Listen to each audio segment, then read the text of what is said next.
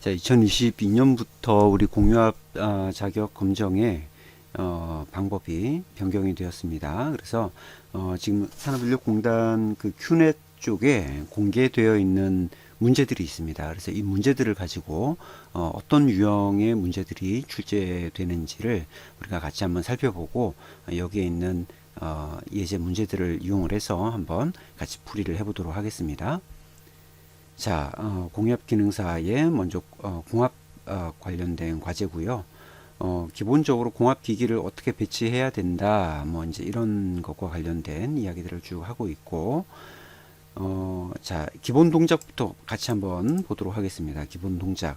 기본 동작은 뭐냐면, 푸시 버튼 스위치 2를 누르면 변위 단계 선도에 따라서 실린더 A, B, C가 1사이클 동작하도록 시스템을 구성하시오 했습니다. 이제 우리가 크게 달라진 점 하나가 여기서 나옵니다. 우리가 그전에는 보통 실린더 2개를 이용해서 제어를 했는데 이제 변경된 시험에서는 A, B, C 3개의 실린더를 가지고 제어를 하도록 되어 있는 겁니다.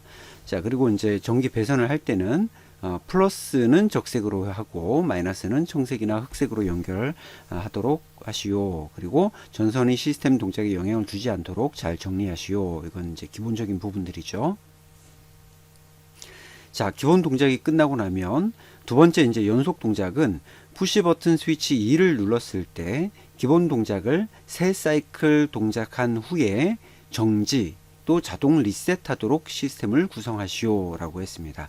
그러니까 3번 동작한다는 거죠. ABC가 동작하는 것이 3번 3사이클을 동작을 하고 정지하고 자동적으로 리셋이 되도록 해라. 일반적으로 이제 이렇게 3사이클 동작한다라고 했을 때는 우리가 카운터라고 하는 것을 사용을 하게 되죠. 카운터 모듈.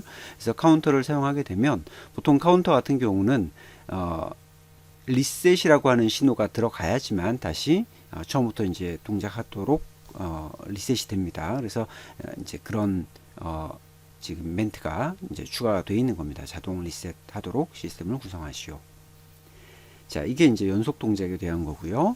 그 다음에 시스템 유지 보수 과제가 있습니다. 이것은 뭐냐면 첫 번째로 다음 표와 같이 부품을 교체한 후에 기본 연속 동작을 수행할 수 있도록 전기 회로도를 변경하고 시스템을 구성하시오 했습니다. 어떤 거냐면 변경 전, 우리가 변경 전에는 리밋 스위치 LS1과 LS2를 사용하고 있던 부분을 변경 후에는 용량형 센서를 이용을 해서 이 리밋 스위치를 대체하라라고 하는 이야기입니다. 리밋 스위치 LS1과 LS2를 용량형 센서로 바꾸시오. 큰 차이점은 뭐냐면 리밋 스위치라고 하는 것은 그 실린더 로드에 붙어 있는 도그가 실제로 이 리밋 스위치를 접촉해서 스위치의 접점을 우리가 이용을 했던 건데, 우리가 센서를 이용을 하게 되면 이런 용량형 센서라든가 유도형 센서를 사용하게 되면 비접촉식이죠. 비접촉식으로 근접 센서들인데 한 4에서 5mm 정도의 간격을 가지고 비접촉식으로 그 도구가 전진했는지 후진했는지를 우리가 이제 알 수 있는 형식으로 사용을 하는 거죠. 그래서 그렇게 이제 센서를 사용하게 되면 보통 3선식 센서를 사용하게 됩니다. 그래서 3선식 센서를 이용해서 적절하게 배선을 수정을 해줘야 되는 겁니다. 자, 이게 첫 번째 유지보수 과제고요. 두 번째 유지보수 과제는 다음 표와 같이 이렇게 기본 연속 동작을 수행할 수 있도록 전기 회로도를 변경하고 시스템을 구성하시오 했습니다. 기존에 실린더 B의 편측 솔레노이드 밸브, 실린더 B의 편소를 사용하고 있었는데 이것을 실린더 B의 양 솔레노이드 밸브로 바꾸라는 겁니다. 기본 회로에서 편 솔레노이드를 사용하도록 되어 있던 것을 양 솔레노이드로 변경하는 그런 과제가 지금 주어진 겁니다. 자, 그 다음에 세 번째 유지보수 과제는 뭐냐면 실린더 C, 세 번째 실린더의 후진 속도를 조절하기 위해서 급속 배기 밸브를 사용하도록 회로를 구성하시오 했습니다. 급속 배기 밸브. 우리가 이제 실린더의 속도를 조절하는 방법에는 일방향 유량 조절 밸브를 사용하는 방법도 있고 또 급속 배기 밸브를 사용하는 방법도 있다라고 했죠. 그래서 여기서는 급속 배기 밸브를 이용해서 회로를 구성하라라고 이렇게 이제 요구하고 있습니다. 그 다음에 라, 네 번째는 연속 동작을 수행하는 동안 램프 1이 점등되고 동작 완료된 후 소등되도록 정규 회로도를 변경하고 시스템을 구성하시오 했습니다. 자, 램프 과제가 하나 추가된 거죠. 연속 동작을 수행하고 있는 동안에는 램프 1이 점등되도록 이렇게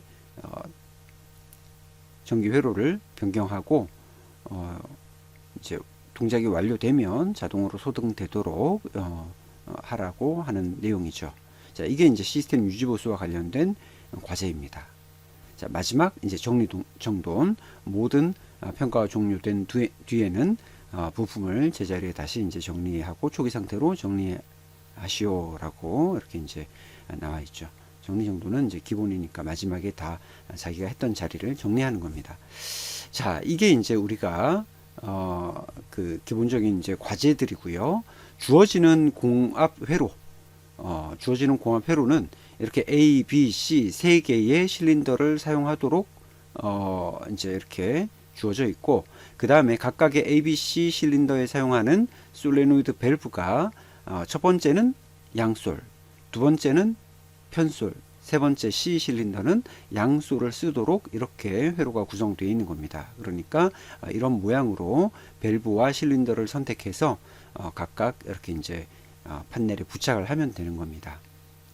그 다음에 또 하나 주어진 게 뭐냐면 변이 단계 선도라고 하는 거죠. 변이 단계 선도.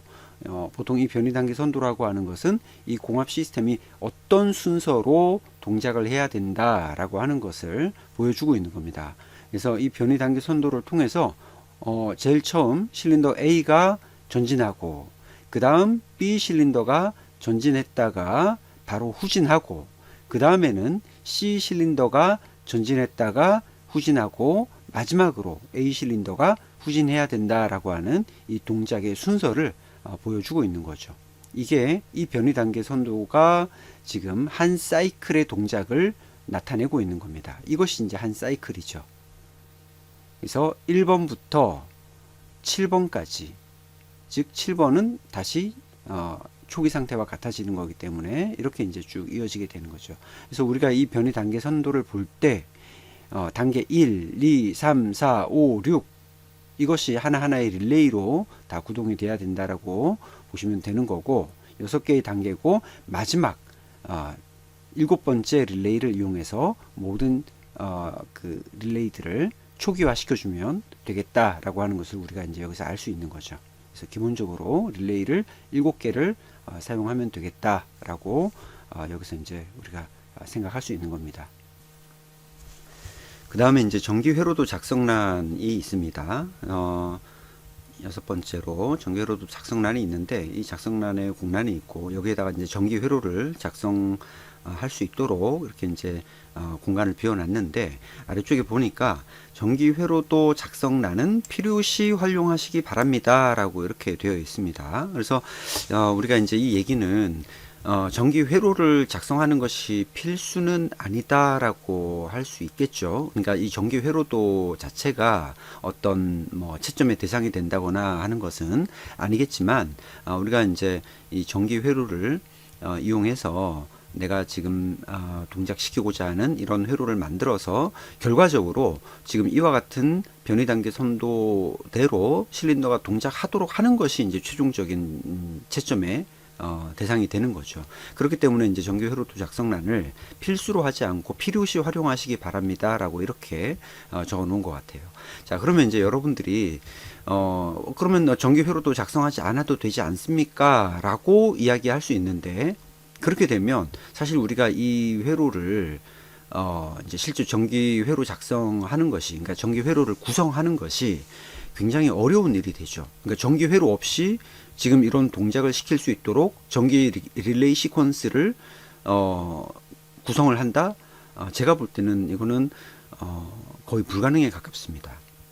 왜냐하면 지금 우리 실린더 2개도 아니고 실린더 3개를 이용해서 이렇게 시퀀스를 작성을 해야 되는데, 우리가 정기 회로도 없이 이것을 그냥 머릿속으로 뭔가를 이렇게 외워서 한다라고 하는 것이 결코 쉬운 일이 아닙니다. 물론 계속해서 반복 숙달 훈련을 하다 보면 거기서 나오는 어떤 하나의 규칙이 있기 때문에 그걸 가지고도 할 수는 있겠죠. 할 수는 있겠지만 추후에 이제 어떤 부가 조건이 좀 달라진다거나 그 다음에 우리가 앞에 이제 나와 있는 이런 뭐 시스템 유지 보수 동작이라든가 이런 것들에 따라서 분명히 그것을 회로도 없이 수정하고 하는 것들은 힘든 일이 될 겁니다. 그렇기 때문에 기본적으로 정기 회로도를 여러분들이 쭉 작성을 해 놓고 그 회로를 보고 이제 실제 정기 배선 작업을 하는 것이 가장 쉬운 일이다라고 하는 거죠. 자, 그래서 이 정기 회로도 작성하는 것도 앞에서 이제 우리가 실린더 두 개 실린더 두 개를 제어할 때 그 정기 회로도를 어떻게 작성해 나가는지에 대한 그 원리들을 설명을 했었기 때문에 우리가 이제 이 부분도 실린더 세 개를 가지고 제어하는 부분도 계속해서 마찬가지 방법으로 어떤 패턴으로 또 어떤 규칙으로 정기 회로도를 쭉 작성할 수 있는지 이제 이런 부분들도 앞으로 같이 살펴보도록 하겠습니다.